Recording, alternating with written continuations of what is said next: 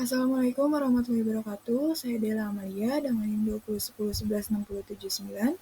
Sebelumnya izin mengucapkan terima kasih kepada Bapak Adi Nur Rohim dan teman-teman semua.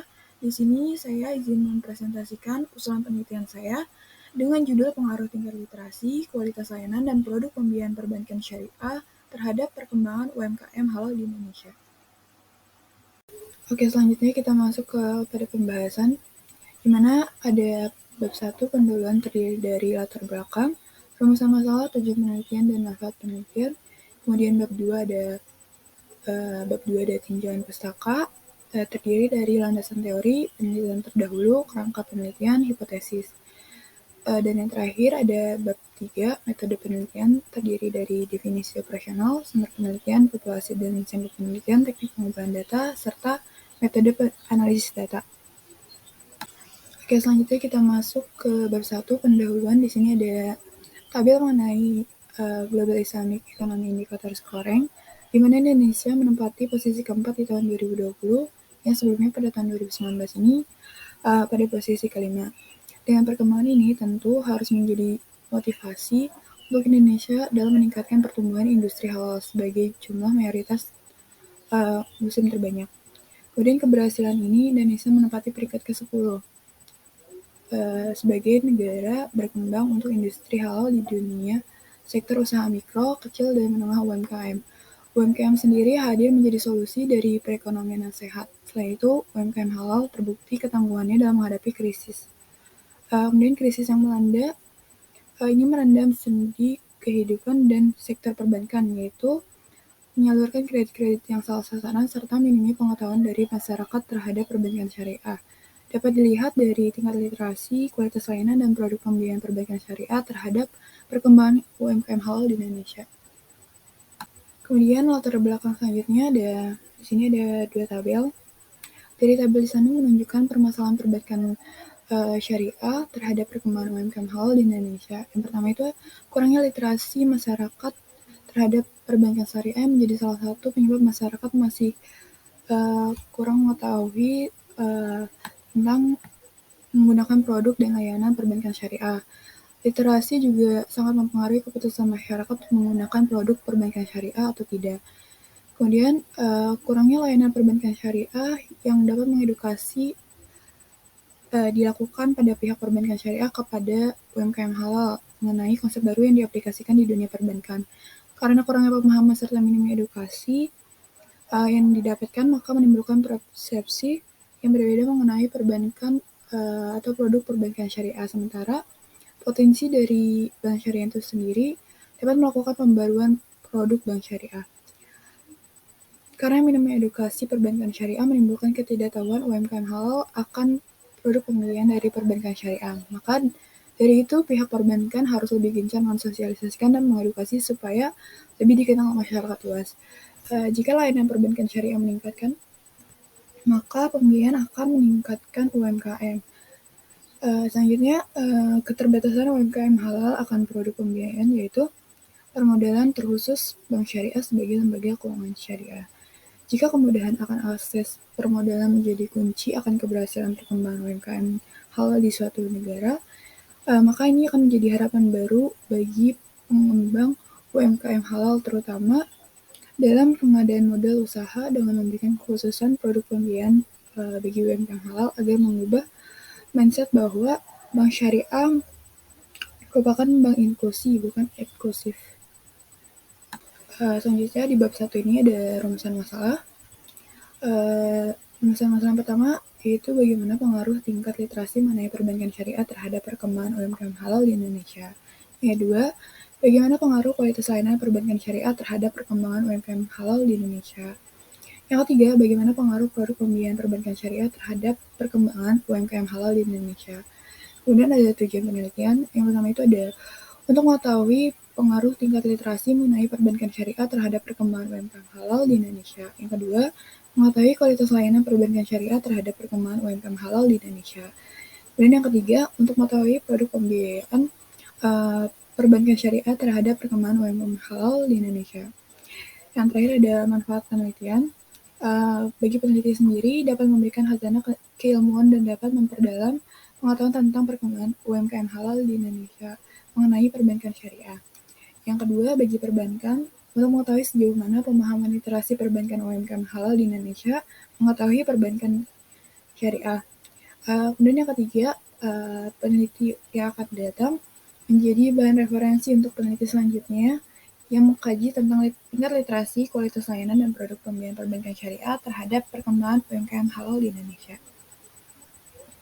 Selanjutnya kita masuk ke bab 2, ada tujuan pustaka. Yang pertama adalah landasan teori. Landasan teori yang pertama itu ada UMKM halal. UMKM halal merupakan industri UMKM yang secara proses telah melewatkan tahapan teknis yang tidak melanggar syariah serta kaidah Islam untuk menghasilkan produk halal dan diberikan label atau sertifikasi halal untuk lembaga yang berwenang. Kemudian di sini ada Sustainable Development Goals atau SDGs. Tujuan pembangunan berkelanjutan atau dalam bahasa Inggris dikenal sebagai Sustainable Development Goals, disingkat dengan SDGs, adalah 17 tujuan dengan 169 capaian yang terukur dari tenggat yang telah ditentukan oleh PBB sebagai agenda dunia pembangunan untuk kemaslahatan manusia dan planet bumi.